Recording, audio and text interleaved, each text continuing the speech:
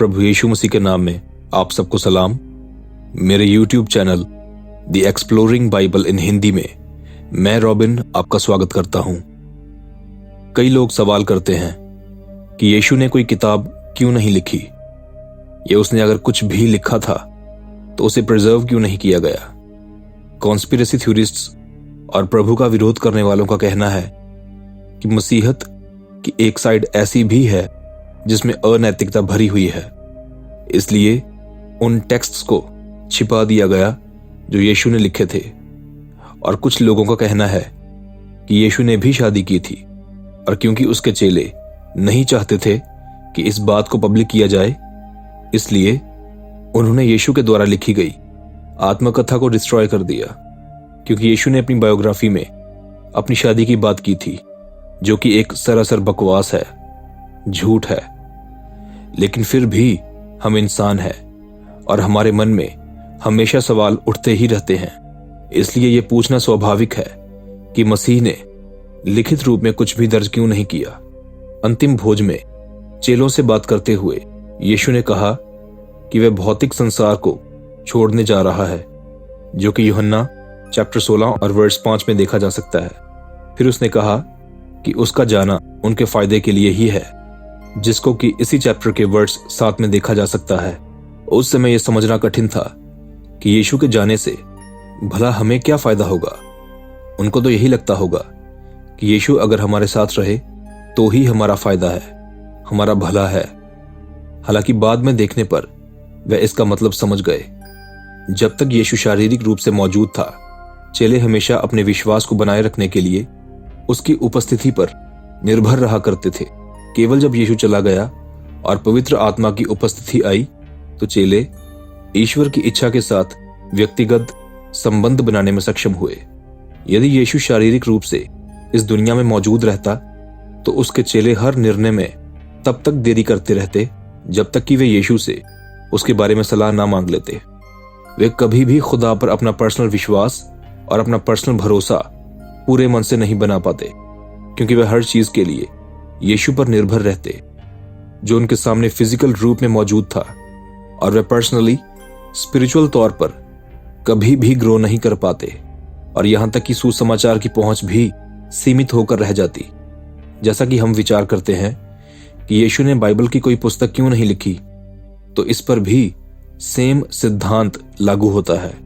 यहां तक कि बाइबल होने पर भी कुछ लोग यीशु के लिखे गए शब्दों के अलावा धर्म ग्रंथ में मौजूद हर चीज को नजरअंदाज करते या उसे कम महत्व देते। बाइबल बहुत ही सीमित होकर रह जाती। लोग सिर्फ उसे ही पढ़ते जो किताब यीशु ने लिखी है, और बाकी बाइबल विलुप्त ही हो जाती, जिससे लोगों की नॉलेज भी लिमिटेड होकर रह जाती।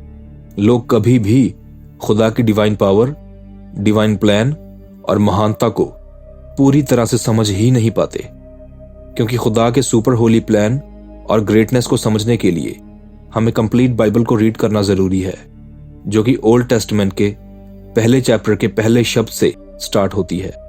इसके अलावा अगर यीशु के द्वारा लिखी गई किताब मौजूद होती, तो हमारा यीशु मसीह पर कभी भी इतना मजबूत विश्वास नहीं होता जितना मजबूत विश्वास हमारा आज है।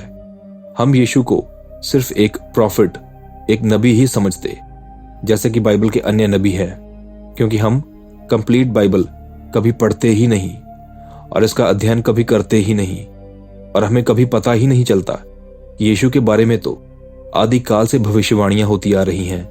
हमें कभी पता ही नहीं चलता कि यीशु खुद खुदा के साथ शुरू से मौजूद है, और यीशु खुदा के डिवाइन प्लान में शुरू से ही मौजूद था।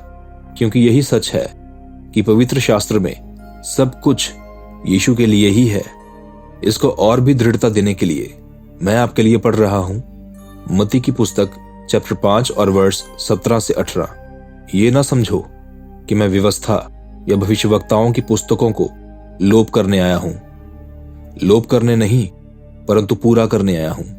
क्योंकि मैं तुमसे सच सच कहता हूं कि जब तक आकाश और पृथ्वी टल ना जाए, तब तक व्यवस्था से एक मात्रा या बिंदु भी बिना पूरा हुए नहीं टलेगा। सो जैसा कि हमने बात की कि अगर यीशु एक भी पुस्तक लिख देता, तो बाकी का सारा पवित्र शास्त्र लोप हो जाता, विलुप्त हो जाता और बाकी पवित्र शास्त्र का बहिष्कार करने की बात तो दूर, लोग तो यीशु की लिखी पुस्तक को मूर्ति के रूप में मानते और पूजते, ठीक वैसे ही जैसे वे यीशु मसीह से जुड़े कथित अवशेषों के साथ करते हैं। जब यीशु की मृत्यु हुई तो उनकी एकमात्र संसारिक संपत्ति के रूप में उनके कपड़े ही थे, जिन्हें तुरंत उदासीन रोमियों के द्वारा ले लिया गया था, जिसके बारे में यूहन्ना चैप्टर 19 और वर्स 23 से 24 तक पढ़ा जा सकता है। पुराने नियम में भी कुछ ऐसा ही हुआ था, जब लोगों ने मूसा से जुड़ी वस्तुओं के प्रति पाप किया था। और आप सब जानते ही हैं कि खुदा ने कितनी ही बार मूर्ति पूजा करने से मना कर रखा है। हमारी पाप की प्रवृत्ति सिंफुल नेचर यह निर्धारित करती है कि उन चीजों का ना होना खुदा के साथ हमारे रिश्ते के लिए बेहतर है। क्योंकि देखिए, मानसिक स्तर तो लोगों का गिरता ही जा रहा है। आप आजकल के लोगों को ही देख लीजिए।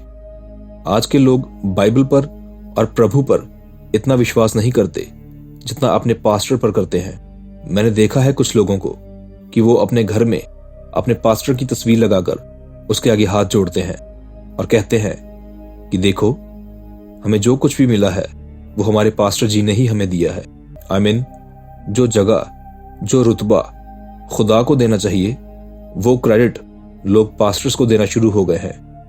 हाँ, मैं मानता हूं कि कई बार हमें एक टीचर चाहिए होता है जो हमें खुदा की बातें समझाए, बाइबल की बातें समझाए, लेकिन उस टीचर को वो क्रेडिट देना जो खुदा का या यीशु मसीह का है, मैं इसके खिलाफ हूं।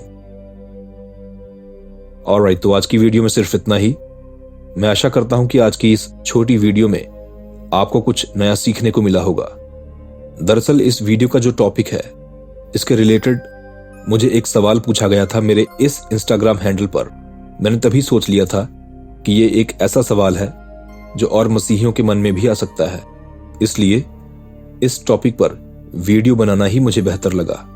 अगर आप मेरे चैनल पर पहली बार आए हैं तो प्लीज मेरे इस चैनल को सब्सक्राइब कर लीजिए और साथ वाले बेल आइकन को भी प्रेस कर दीजिए, ताकि जब भी मैं कोई नई वीडियो अपलोड करूं तो उसका नोटिफिकेशन आपके फोन में पहुंच जाए।